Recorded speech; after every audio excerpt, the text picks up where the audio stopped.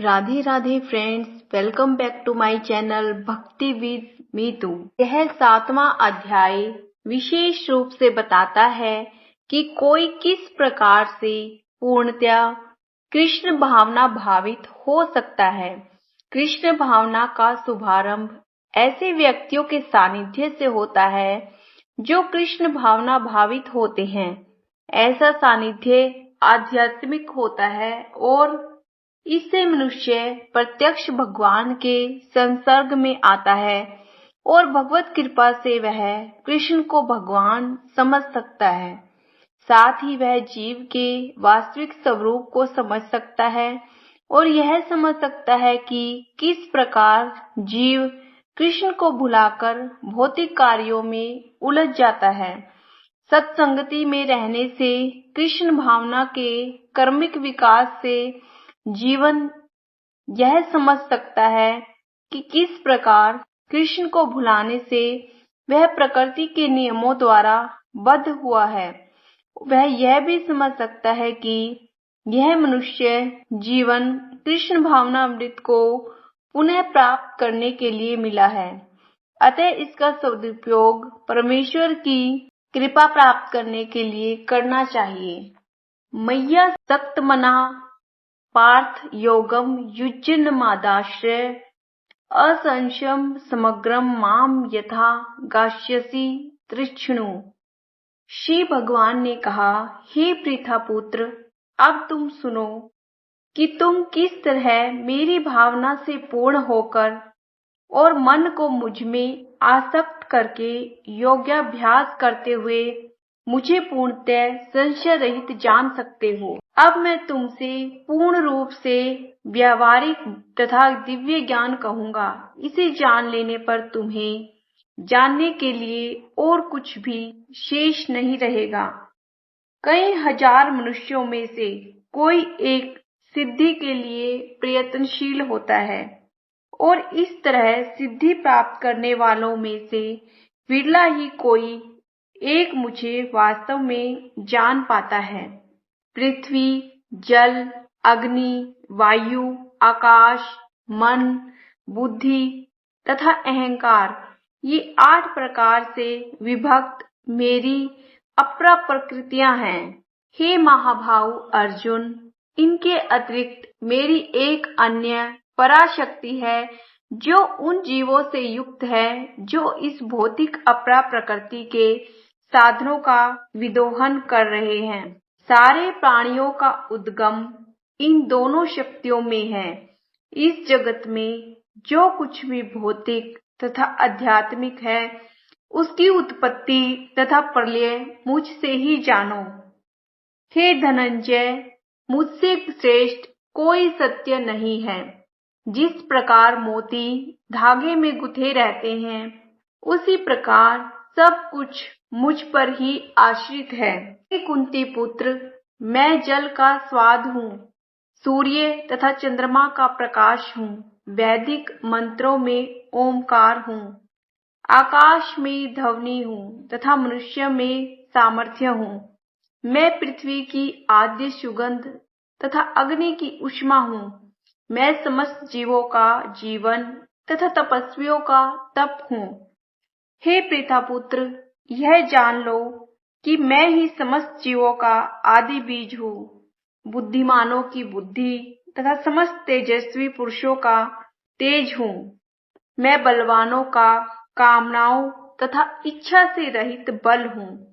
हे भरत श्रेष्ठ अर्जुन, मैं वह काम हूँ जो धर्म के विरुद्ध नहीं है।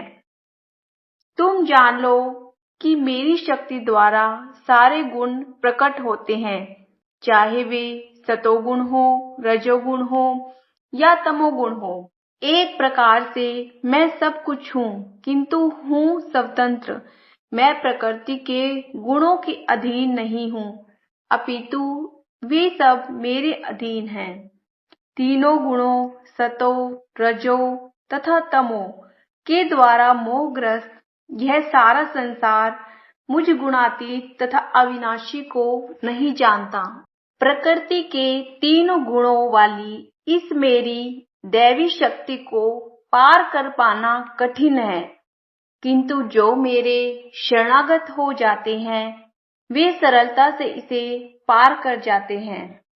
जो निपट मूर्ख हैं, जो मनुष्यों में अधम हैं, जिनका ज्ञान माया द्वारा हर लिया गया है तथा जो असुरों की नास्तिक प्रकृति को धारण करने वाले हैं, ऐसे दुष्ट मेरी शरण ग्रहण नहीं करते। हे भरत श्रेष्ठ, 4 प्रकार के पुण्यात्मा मेरी सेवा करते हैं, आर्त, जिज्ञासु, अर्थार्थी तथा ज्ञानी। क्योंकि इनमें से जो परम ज्ञानी है और शुद्ध भक्ति में लगा रहता है वह सर्वश्रेष्ठ है, क्योंकि मैं उसे अत्यंत प्रिय हूँ और वह मुझे प्रिय है। निसंदेह ये सब उदार चेता व्यक्ति हैं, किंतु जो मेरे ज्ञान को प्राप्त है उसे मैं अपने ही समान मानता हूँ। वह मेरी दिव्य सेवा में तत्पर रहकर मुझे सर्वोच्च उद्देश्य को निश्चित रूप से प्राप्त करता है। अनेक जन्म जन्मांतर के बाद जिसे सचमुच ज्ञान होता है वह मुझको समस्त कारणों का कारण जानकर मेरी शरण में आता है। ऐसा महात्मा अत्यंत दुर्लभ होता है। जिनकी बुद्धि भौतिक इच्छाओं द्वारा मारी गई है वे देवताओं की शरण में जाते हैं और अपने अपने स्वभाव के अनुसार पूजा के विशेष विधि विधानों का पालन करते हैं। मैं प्रत्येक जीव के हृदय में परमात्मा स्वरूप स्थित हूँ। जैसे ही कोई किसी देवता की पूजा करने की इच्छा करता है, मैं उसकी श्रद्धा को स्थिर करता हूँ, जिससे वह उसी विशेष देवता की भक्ति कर सके। ऐसी श्रद्धा से समन्वित वह देवता विशेष की पूजा करने का यत्न करता है और अपनी इच्छा की पूर्ति करता है, किंतु वास्तविकता तो यह है कि ये सारे लाभ केवल मेरे द्वारा प्रदत्त हैं। अल्प बुद्धि वाले व्यक्ति देवताओं की पूजा करते हैं और उन्हें प्राप्त होने वाले फल सीमित तथा क्षणिक होते हैं। देवताओं की पूजा करने वाले देवलोक को जाते हैं, किंतु मेरे भक्त अंततः मेरे परम धाम को प्राप्त होते हैं। बुद्धिहीन मनुष्य मुझको ठीक से न जानने के कारण सोचते हैं कि मैं अर्थात भगवान कृष्ण पहले निराकार था और अब मैंने इस स्वरूप को धारण कर लिया है।